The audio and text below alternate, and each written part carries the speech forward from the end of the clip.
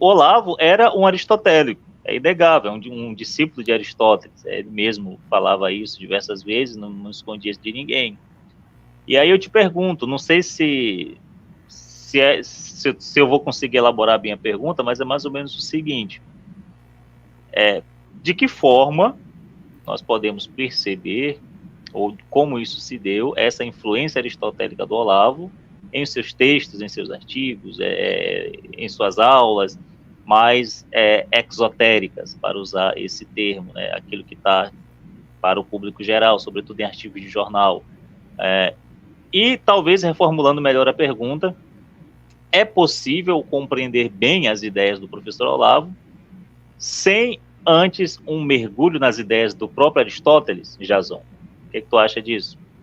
Eu acredito que é possível compreendê-las, mas de modo imperfeito.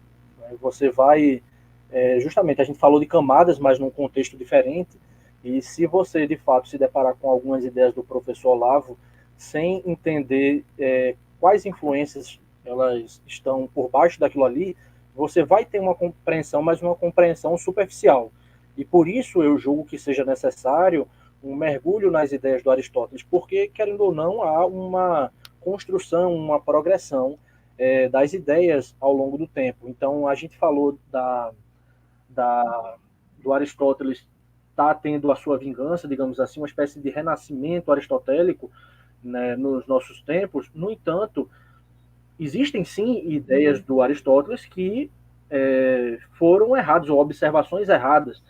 E tudo bem, isso daí não é um demérito, né? Ele é um ser humano e que muitas das coisas que ao longo do tempo foram corrigidas, né? Não é o que se trata nossa discussão. Mas as ideias do Olavo, ou seja, as ideias dos pensadores que nós temos no quadro contemporâneo não podem ser bem compreendidas se você não busca a raiz daquelas coisas. É como eu lhe disse, eu fui tentar compreender o que era o desconstrucionismo e eu tive que retomar ao Heidegger. Quando eu chego no Heidegger, eu tive que ir para o Lutero, porque na verdade isso já aparece nas obras do Lutero. Quando você chega no Lutero, você vai ter que retomar a escolástica até que você chegue em Platão e Aristóteles, inevitavelmente. Enfim. E aí você, quando começa a estudar Platão e Aristóteles, se você estudou lá, como é o meu caso, eu iniciei esses estudos, você começa a notar o tanto de semelhança que há em algumas sugestões de ideias que o professor de Olavo tem, que o professor Olavo tem.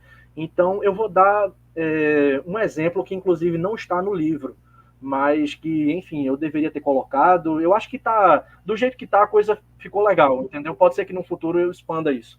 Mas uma ideia, por exemplo, que tem influência do Aristóteles no professor Olavo, mas não se resume a Aristóteles, é a ideia dele do livro A Consciência de Imortalidade. Se você pega o livro A Consciência de Imortalidade, você vai ver o Olavo seccionando o eu de vários modos diferentes. Ele vai falar de um eu social, de um eu biográfico, de um eu filosófico, mas ele vai falar de um mais fundamental de todos esses, que é o eu substancial. É justamente aquele eu que perdura ao longo do tempo e que nos dá, de alguma maneira, ao reconhecer esse eu substancial, a nossa consciência de imortalidade. Isso certamente é uma ideia do professor Olavo, mas isso daí só é possível porque está enraizado na ideia de substância que o Aristóteles tem, que é justamente aquilo que está presente, que é o princípio de unidade, permanência e desenvolvimento de todo ente natural. Então, se você tem a ideia de substância do Aristóteles em mente, você vai ver o quanto isso influenciou na obra do professor Olavo e como ele desenvolveu isso e tomou um rumo diferente, por exemplo, para uma outra coisa.